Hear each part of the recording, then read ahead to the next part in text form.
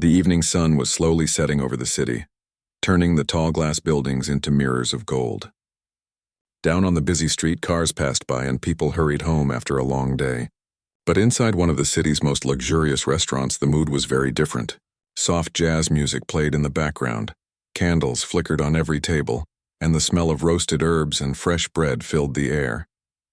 It was a special night for the restaurant.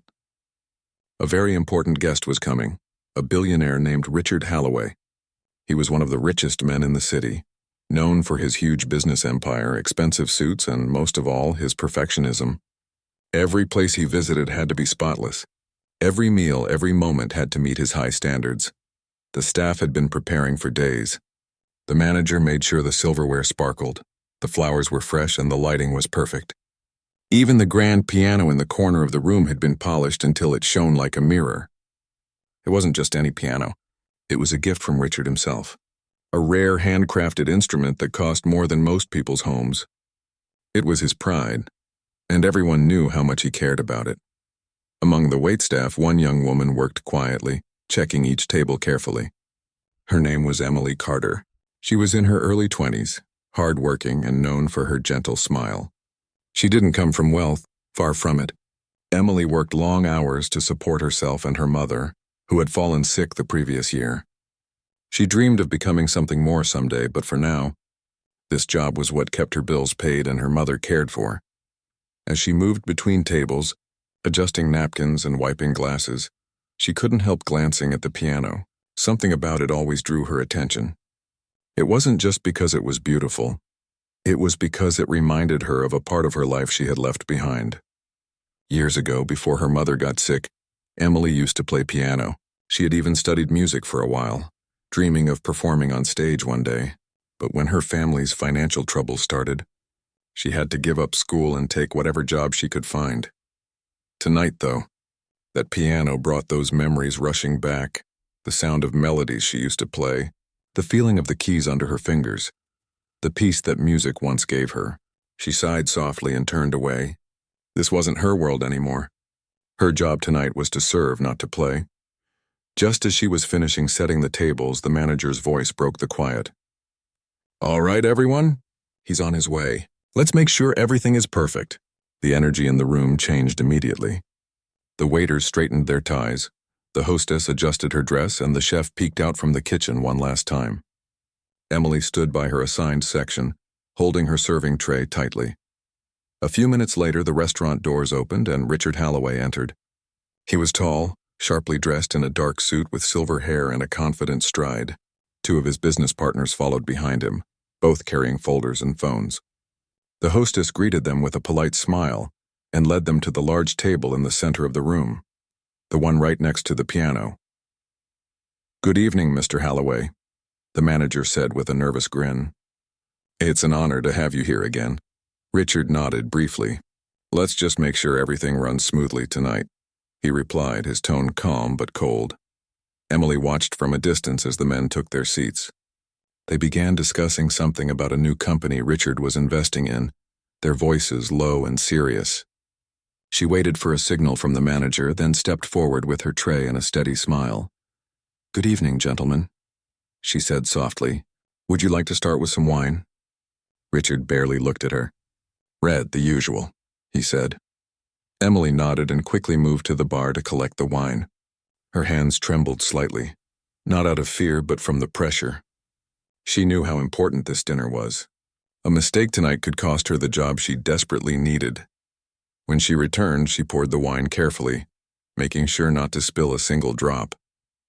Richard continued talking, barely acknowledging her presence. Still, Emily did her best to stay polite, quiet, and efficient. Throughout the evening, the restaurant stayed calm. The soft piano music played, the diners whispered, and everything seemed to flow smoothly. Emily moved from table to table, keeping an eye on her guests while also making sure Mr. Holloway's table had everything it needed. But then, something small, something so ordinary, changed everything. As she walked past the piano, she noticed one of the glasses on the billionaire's table wobbling dangerously close to the edge. One wrong move and it would fall, and possibly spill wine all over the piano. Without thinking, Emily reacted. She reached forward quickly to grab the glass before it tipped over. Her hand brushed across the piano's edge and accidentally touched the keys. The sound that came out wasn't music. It was a harsh, awkward clash of notes that broke through the quiet restaurant. Every head turned instantly toward her. For a few seconds, there was silence. The kind of silence that makes the air feel heavy. Richard's face tightened. Slowly, he stood up from his chair. His eyes, sharp and cold, locked on Emily. "What do you think you're doing?" he said in a voice so calm it was more frightening than if he had shouted. Emily froze. "Oh, I'm so sorry, sir. I didn't mean to." But before she could finish, Richard's voice grew louder. "Do you have any idea how much that piano costs? Do you realize how valuable it is? And you just touch it?" The other guests looked down at their plates, pretending not to notice. The waiters nearby turned away. Emily's cheeks burned with shame. "I was just trying to stop the glass from," she began, her voice trembling. Richard cut her off. "You're here to serve, not to play hero. If you can't do your job without ruining the evening, maybe you shouldn't be here at all." His words hit like cold water. Emily's eyes stung, but she bit her lip and nodded. "I understand, sir. I'm sorry." The manager rushed over, whispering to Richard, trying to calm him down. But the billionaire had already sat back down, shaking his head in annoyance. The restaurant slowly returned to its quiet murmur, but the tension hung in the air like smoke. Emily walked toward the back of the room, her heart pounding. She wanted to disappear. She had worked so hard to make everything perfect, and now it felt like it had all gone wrong in seconds. She stood by the kitchen door, breathing deeply, trying not to cry. A few of the other waiters gave her sympathetic looks, but no one dared to speak. They were all too afraid of getting in trouble themselves. After a few moments, she wiped her eyes and straightened her uniform. She couldn't let one mistake destroy her. Her mother always told her, "Hold your head high no matter what." So she did. From across the room, Richard continued his conversation as if nothing had happened. But every now and then he glanced at the piano, his piano, as if checking to make sure it was unharmed. Emily glanced at it too. She could almost feel the keys calling to her. Music had always been her comfort, her escape. She remembered late nights when she used to play quietly while her mother rested nearby.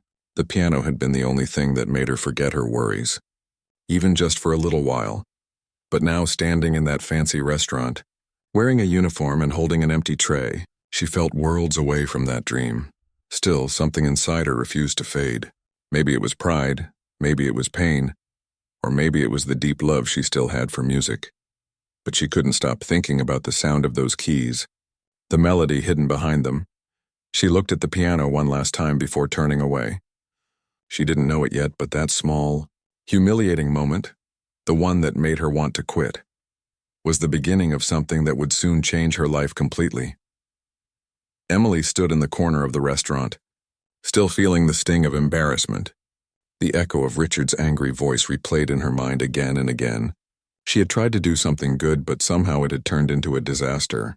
Every time she thought about it, her stomach tightened. She wanted to leave, to walk out and never come back, but she couldn't. She needed this job. Her mother's medication wasn't cheap and rent was due soon. No matter how hurt she felt, quitting wasn't an option. She took a deep breath, straightened her apron, and forced herself back into the dining area. The restaurant looked peaceful again, but to Emily everything felt tense and heavy. Richard and his guests were still talking, though their voices were quieter now. The other customers kept their eyes on their food, pretending nothing had happened. Emily quietly walked to another table, refilling glasses and checking if anyone needed anything. She moved carefully, avoiding Richard's side of the room.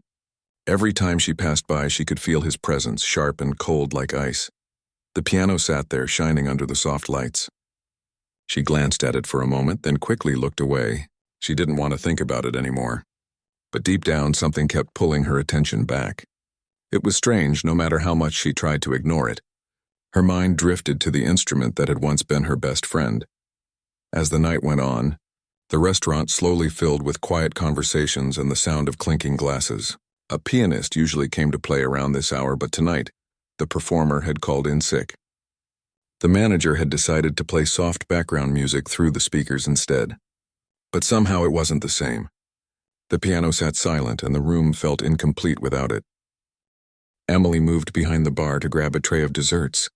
As she passed the piano again, she noticed the faintest smudge of water near the keys. The glass she had tried to save earlier must have left a tiny mark. She hesitated for a moment, then quietly pulled a napkin from her pocket and leaned down to wipe it away. The moment her hand touched the piano again, she froze. She could almost feel the old connection come back, the warmth of the keys, the memories of melodies she once knew. For a second, she forgot where she was. Her fingers twitched slightly, wanting to play, but she quickly pulled her hand away. Not again, she whispered to herself, shaking her head. She didn't want another mistake. She couldn't afford it, but destiny has a strange way of finding people at the right moment. Just as Emily turned to leave, one of the customers near the piano stopped her. He was an older man with kind eyes, sitting alone at a small table. "Excuse me," he said with a smile. "Aren't you the one who almost played the piano earlier?" Emily's face flushed. "Oh, no, that was an accident, sir. I didn't mean to touch it." The man chuckled softly. "You have gentle hands," he said. "I could tell. You've played before, haven't you?" She hesitated. "A little," she admitted quietly. "It was a long time ago." He nodded thoughtfully. "It's never really a long time ago when it comes to music," he said. "It stays with you even when life gets in the way." Emily smiled faintly. His words warmed her heart, but before she could reply, the manager called her name sharply from across the room. She gave a small nod to the old man and hurried away. Back at Richard's table, the mood was beginning to shift. His business partners seemed restless, glancing at their watches. They had discussed numbers and deals for over an hour, but now they were ready for something lighter. Richard, however, was still deep in thought. The outburst from earlier lingered in his mind, though he didn't show it. He was used to being in control, to commanding respect everywhere he went. But a small part of him felt uneasy about how harshly he had spoken to that young waitress. He looked toward the piano again. It reminded him of his mother, who used to play for him when he was a child. Back then, life was simpler. Before the business world, before the competition, before all the noise. He used to love music. Now it was just another decoration in his expensive world. Emily came by to clear their plates. She kept her eyes down, her voice soft. "Would you like dessert, sir?" she asked politely. Richard nodded without looking at her. "Fine, just bring the menu." She placed it on the table carefully and walked away. As she did, one of the other guests leaned toward Richard. "You know," the man said, "she handled that well. Most people would have run out crying."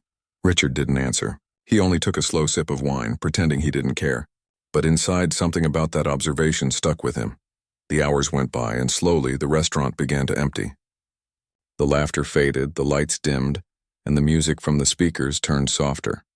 Emily was helping clean up the last few tables when she noticed the older man from before still sitting quietly. His food was gone, but his eyes were fixed on the piano. He caught her glance and smiled again. "You should play something," he said quietly. Emily shook her head quickly. "Oh no, I can't. I'd lose my job." "I don't think anyone would mind," he said gently. "The night feels like it needs music." She looked around. The manager was in the back talking to the chef. Most of the guests had left, except for Richard's group, who were finishing up a discussion that sounded more like an argument now. She hesitated again, torn between fear and longing. Then, for reasons she couldn't quite explain, she took a step closer to the piano. Her heart pounded as she sat down on the bench. The wood was cool under her fingertips. She told herself she'd just touch the keys once, just one soft note, then she'd walk away. Her fingers pressed a single key and a soft sound filled the air. It was beautiful, pure. For a moment, time seemed to stop. Without realizing it, she played another note, then another. The melody began to form, slow and gentle, like a whisper. It was a tune she used to play for her mother, something simple but full of emotion, the kind of melody that came straight from the heart. The restaurant fell silent. Even Richard, in the middle of speaking, stopped mid-sentence. He turned his head slowly toward the sound. The other men looked too. Everyone in the room seemed frozen in place. The air felt different now, softer, warmer. Every note she played carried a story, a piece of herself. Emily's hands moved gracefully, almost like they remembered everything on their own. The nervousness faded away, replaced by calm. She didn't care who was watching. She didn't care about the scolding or the job. For the first time in a long time, she felt free. When the song ended, the last note lingered in the air. No one spoke. Not even Richard. The silence was deep, almost sacred. Emily blinked, realizing what she had done. She quickly stood up, her heart racing.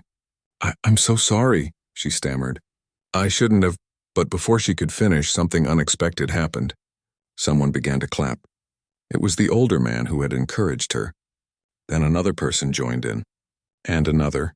Soon the entire restaurant, what was left of it, was filled with the sound of applause. Emily stood frozen, unsure what to do. Her cheeks turned red, but this time not from shame, from disbelief. She looked around and saw people smiling at her, not judging, not angry. They were moved.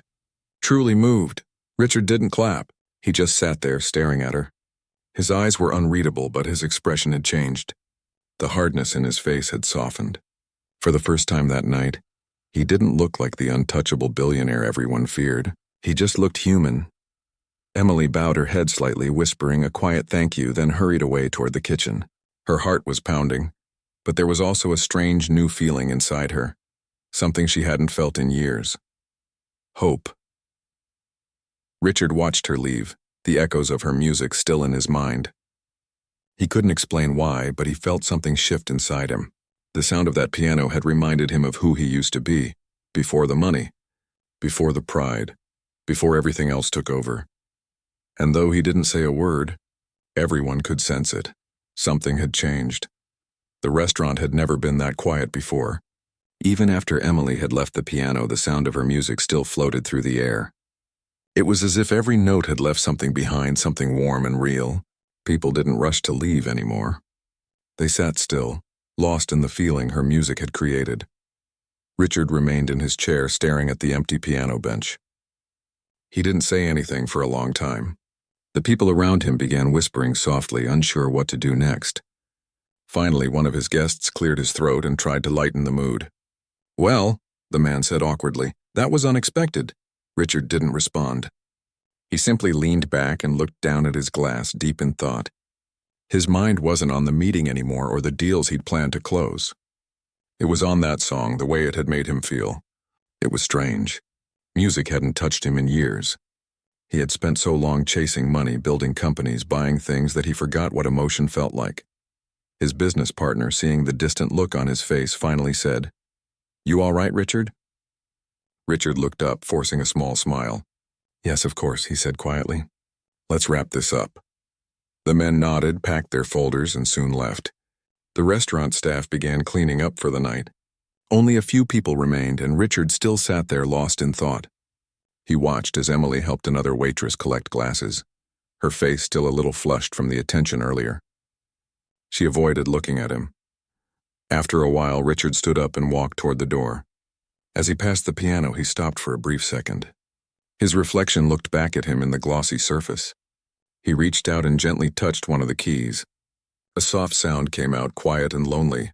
He smiled faintly to himself and left without another word. Outside, the night air was cool. The city lights shimmered, and the sound of cars echoed down the street. But even as Richard's driver opened the car door, he hesitated. For some reason, he didn't want to go home yet. Not to his mansion filled with expensive furniture and silence. For the first time in years, he felt like something was missing, and maybe it always had been. Back inside, Emily finished her shift and began wiping down the tables. The older man who had encouraged her earlier was still there, putting on his coat. As he passed her, he said gently, "You did something special tonight." "Don't forget that," Emily smiled a little shyly. "Thank you," she said. "It felt nice to play again." He nodded. "Don't let that gift go to waste."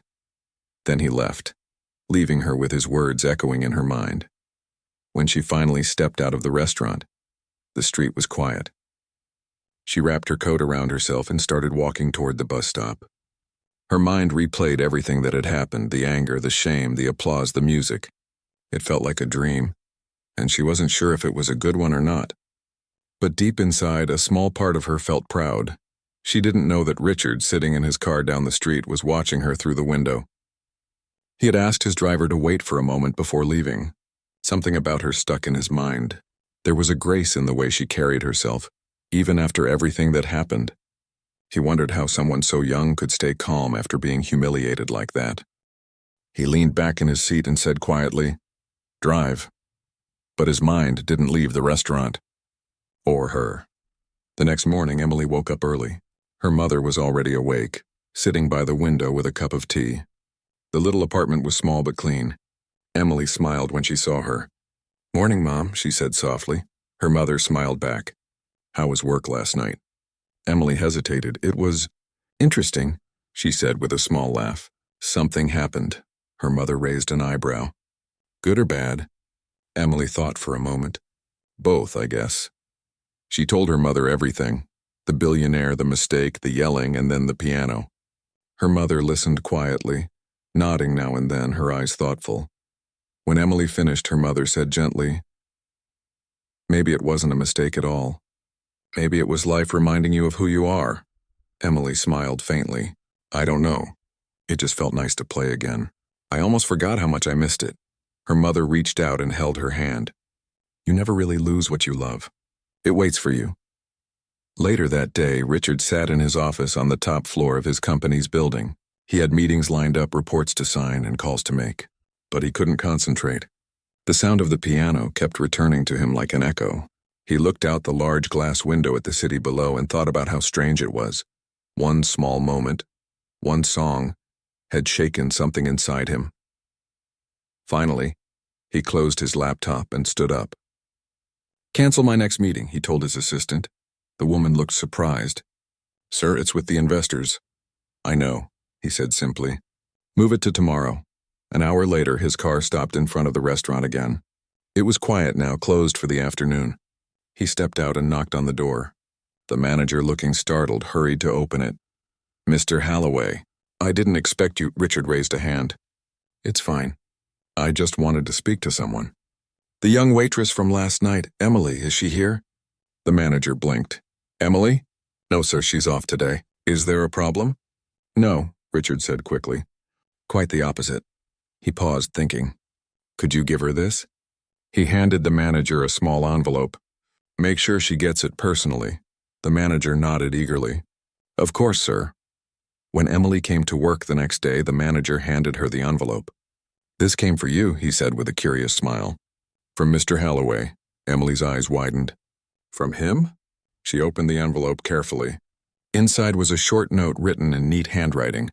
"You played beautifully last night. I owe you an apology.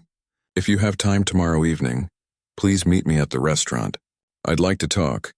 It was signed Richard Holloway. Emily read the note twice, hardly believing it. She didn't know what to think. Was this a trick? Or was he truly sorry? Either way, she decided she'd go. There was something in his words that felt honest. The next evening, she arrived early. The restaurant was closed to the public, but the manager let her in. Richard was already there, sitting by the piano. This time, his posture was relaxed, not the usual stiff and formal stance he was known for. He looked up when she entered. "Thank you for coming," he said. His voice was softer than before. Emily nodded, unsure what to say. "You wanted to see me?" "Yes." He gestured toward the piano. "I owe you an apology. I was unkind to you that night. You didn't deserve that." Emily was surprised by the honesty in his tone. "It's all right," she said quietly. "I shouldn't have touched the piano." He shook his head. "You saved it." "I was too proud to see that." There was a brief silence between them. The restaurant felt strangely peaceful. After a moment, Richard said, "Would you play again?" "Just once," Emily hesitated. "Now?" He nodded. "Yes, I'd like to hear it again." She slowly sat down at the piano. Her fingers hovered over the keys, nervous at first. Then, with a deep breath, she began to play. The same melody filled the room, soft and warm. Richard closed his eyes and listened. He could feel the stress, the noise, and the endless demands of his life fade away with every note. When she finished, he opened his eyes and said quietly, "You have a gift. I don't think you should be serving tables. You should be playing." Emily smiled faintly. "It's not that easy, sir. Music school costs money, and I have responsibilities." Richard nodded slowly.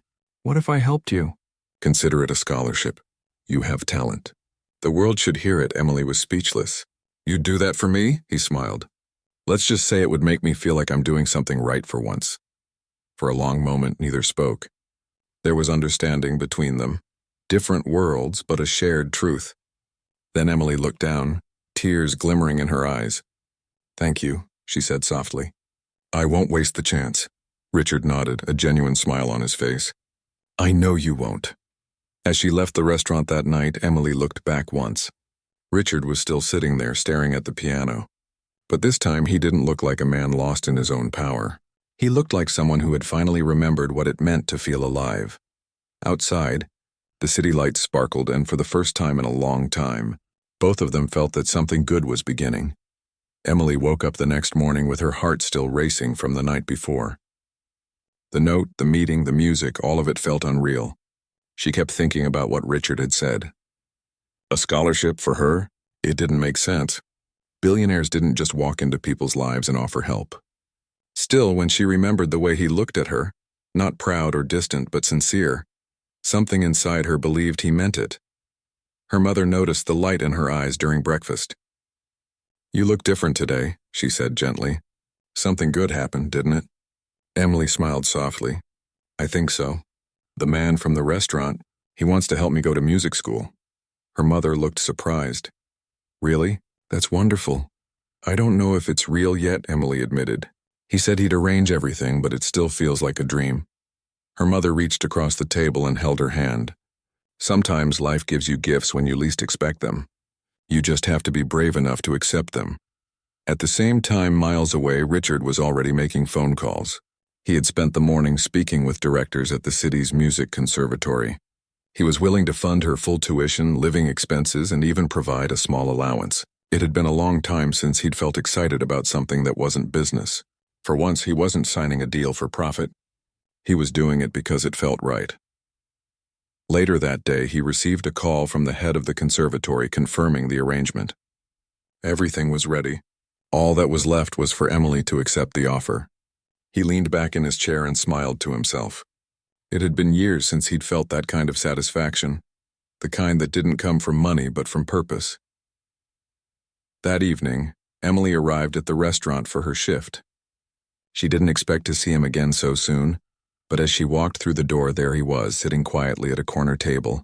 The same calm expression was on his face. When he saw her, he stood up politely. Good evening, he said. Do you have a minute to talk? Emily nodded, a little nervous. Of course, he gestured for her to sit. I spoke with the conservatory this morning. Everything is arranged. You'll have a place there if you want it. Her eyes widened. You really did it? I did, he said simply. You deserve the chance. For a moment, she was too stunned to speak. Then she smiled faintly. I don't even know how to thank you. By using your gift, he said. That's enough. Their conversation was interrupted when one of the waiters walked by, giving Emily a curious look. She quickly stood up, remembering she was supposed to be working. I should get back, she said softly. He nodded. I'll be here for a while. Take your time. Throughout her shift, Emily found it hard to focus. Her thoughts kept drifting back to what he had said. When the restaurant finally closed for the night, she walked over to his table again. I've decided, she said quietly. I'll do it. I'll go, Richard smiled. Good. I'll have my assistant help with the paperwork. You can start next month. Emily's heart swelled with gratitude. I don't know why you're doing this for me, but thank you. You don't know what it means. He looked at her for a moment and said, Maybe I do. Over the next few weeks, Emily's life began to change. She spent her mornings at the restaurant and her evenings preparing for music school. Her mother helped her pack and reminded her to stay humble no matter how far she went. The day she finally received her acceptance letter, she cried. It wasn't just paper. It was proof that her life was moving in a direction she had never thought possible. Meanwhile, Richard followed her progress quietly. He didn't visit often, but once in a while he'd stop by to check on her or send her a message asking how she was doing. The strange thing was, the more he helped her, the more he began to change too. He started leaving work earlier, spending time at art galleries and concerts, places he had ignored for years. He rediscovered the beauty in small things, in quiet moments, in music. One afternoon, his assistant knocked on his office door. Sir, there's someone here to see you. He looked up, surprised. Who is it? It's Emily, she said with a smile. Richard stood immediately. Send her in. Emily stepped inside, holding a small box wrapped in ribbon. I wanted to thank you, she said, smiling shyly. You've done so much for me already, but I wanted to give you something. He looked amused. You didn't have to. I know. But I wanted to. She handed him the box. Inside was a small handcrafted music box. When he turned the key, it played the same melody she had performed on the piano that night. Richard listened quietly, his expression softening. "It's beautiful," he said. "You made this?" She nodded. "It reminded me of how it all started." He looked at her for a long moment. "You have no idea how much this means." Their friendship grew over time. It wasn't about money or favors anymore, it was about understanding. Emily often told him about her lessons, the challenges, and the joy she felt learning from real musicians. He listened with genuine interest, something he rarely did before. Then one day, Richard received an invitation to attend her first recital at the conservatory. He sat in the front row as Emily took the stage, her hands trembling slightly on the keys. When she began to play, the same melody filled the room again, but this time it was stronger, more confident, and alive. The audience was silent, moved by her performance. When she finished, the applause was thunderous. Richard stood clapping with a proud smile on his face. For a moment, his eyes met hers, and she smiled back. In that single glance, they both remembered how far they had come since that night at the restaurant. After the performance, Emily found him waiting near the stage. "You came," she said, beaming. "Of course I did," he replied. "I wouldn't miss it," she laughed softly. "I was so nervous, but once I started playing, it felt like everything else disappeared." He nodded. "That's how you know you're where you belong." They walked together out into the evening air. The city lights sparkled around them, just like that night months ago. Richard looked thoughtful as he said, "You know, you taught me something important." "Me?" she asked, surprised. "What could I have taught you?" He smiled. "That sometimes the richest moments in life have nothing to do with money." She looked at him, touched by the words. "And you taught me that kindness still exists." They stood there for a moment, watching people pass by. Neither of them spoke, but the silence between them was peaceful, not awkward. It felt like the music had tied them together in a way words never could. As the weeks passed, Emily continued to grow. Her name began appearing in small local articles, her talent getting noticed. Richard quietly sponsored her travel for competitions, never asking for credit. He watched her success from the background, proud but humble. One evening, she visited his office again, now wearing her conservatory badge proudly. "I got invited to play at the city concert hall next month," she said excitedly. "It's the biggest stage I've ever seen." He grinned. "That's incredible. You've earned it." She hesitated for a moment, then said softly, "You should come." "I wouldn't miss it," he said with a smile. As she turned to leave, she paused. "You know," she said, "that night at the restaurant, it was the worst and best thing that ever happened to me." Richard chuckled softly. "It was the same for me." That night, after she left, Richard sat by the window of his office looking out at the city skyline. For years, he had measured success in numbers and deals, but now success felt different. It looked like a young woman finding her dream, like a melody that reminded him of what really mattered. And for the first time in a very long time, Richard Halloway felt content, not because of what he owned, but because of what he had given. Months had passed since Emily's recital, and life had taken on a new rhythm. Her music was being noticed beyond the conservatory now. People were talking about the girl who played like she poured her whole heart into every note. She was invited to perform in small concerts around the city, and each time she stepped on stage, she carried the same humble energy that had first caught Richard's attention. But behind her success, Emily never forgot where it all began. That night at the restaurant, when everything changed in a single tense moment. Sometimes she would close her eyes before a performance and remember the sound of the piano under her fingers, the look on Richard's face when he realized she wasn't just a waitress. Meanwhile, Richard's life had changed in quiet ways too. He was still one of the most powerful businessmen in the city, but now he made time for things he had ignored before. He attended concerts, supported young artists, and even started a foundation to fund students who couldn't afford music school. When people asked why, he always gave the same answer: because talent should never be silenced by circumstance. One morning, Emily received a letter from the National Music Council. Her hands trembled as she opened it. It was an invitation to perform at an international competition, the kind of event that could launch her career forever. Only a few chosen students were invited, and she had been selected to represent her conservatory. Her first thought was to tell Richard. She rushed to his office later that day, her excitement barely contained. When she walked in, he looked up from his desk and smiled. "You look like you have good news," he said. "I do," she said, holding up the letter. "I got invited to play in the international competition. It's in Vienna." He stood, genuinely surprised and proud. "Vienna? That's incredible. Congratulations." She laughed softly, almost in disbelief. "I can't believe it's happening. I never thought I'd even leave this city." He nodded. "You've earned it, and you'll do great. I couldn't have done it without you," she said sincerely. "You changed everything for me." He smiled but didn't respond right away. Instead, he looked at her for a moment as if remembering something far away.